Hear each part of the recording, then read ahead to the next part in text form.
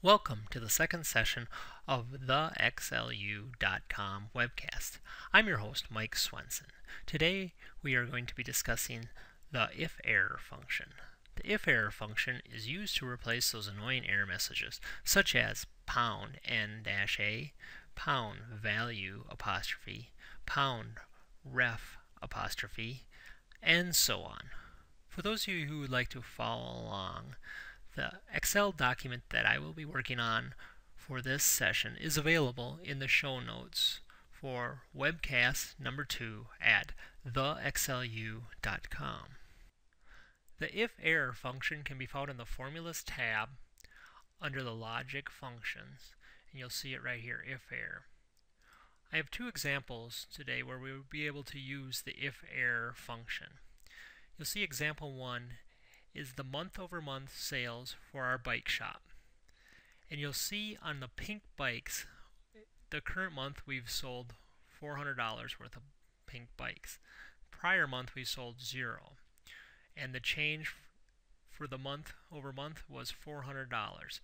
And when we look at the percentage change, of course, it gives us an error because it's dividing by the prior month's sales of 0. So here we go. We can go into the formula here. You'll see the formula is D6 divided by C6. So that's the change, which is $400 divided by the prior month's sales, which is 0. We're going to insert the IFERROR function. So our value is still going to be the same, but now instead of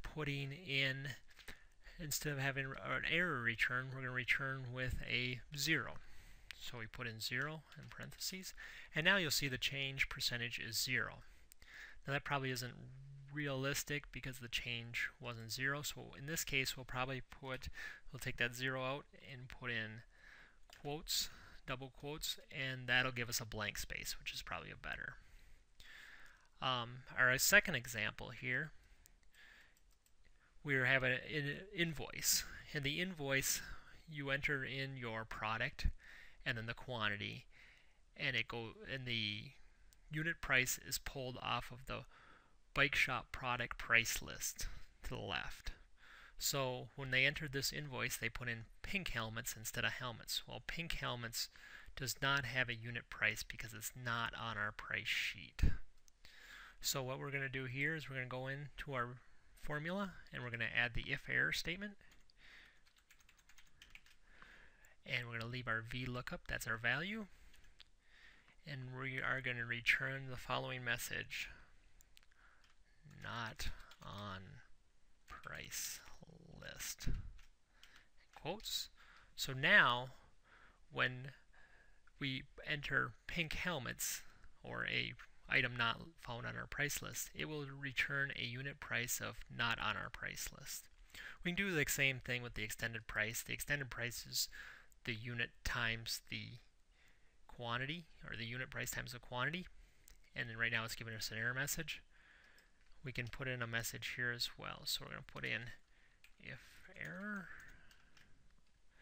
and we're going to return a value of please see manager.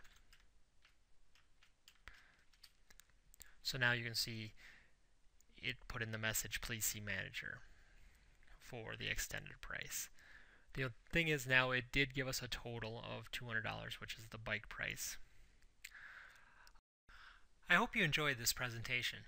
Please be sure to check out my website at thexlu.com for additional free Microsoft Excel training. Also be sure to connect with me on LinkedIn by going to mikeonlinkedin.com. Have a great day.